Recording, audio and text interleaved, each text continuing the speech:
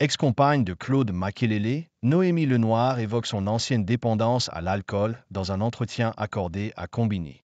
Depuis 2014 et son bref passage sur le banc de Bastia, Claude Makelele a un peu disparu des radars.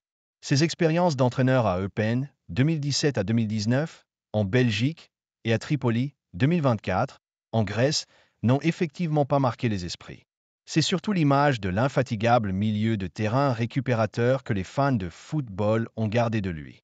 Une carrière qu'il a menée de Brest au PSG, en passant par Nantes, l'OM, le Celta Vigo, le Real Madrid et Chelsea.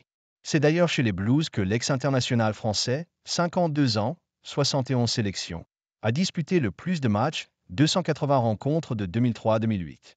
À une époque où il faisait parler de lui pour ses performances, mais aussi pour sa vie privée.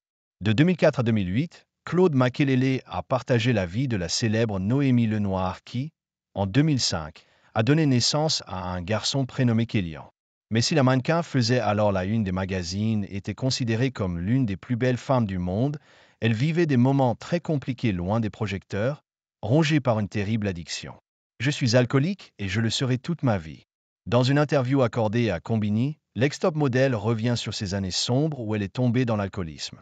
Une dépendance qu'elle a développée dès l'âge de 19 ans, bien avant de rencontrer l'ancien joueur des Bleus donc, mais dont elle n'a réellement pris conscience que des années plus tard, en 2010, après une tentative de suicide.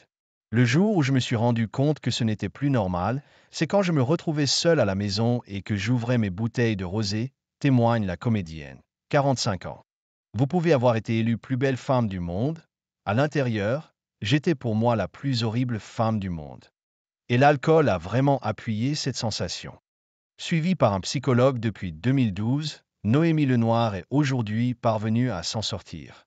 Désormais sobre, elle n'est pas guérie pour autant. On me dit, ça fait longtemps que tu n'as pas bu, tu n'es plus alcoolique.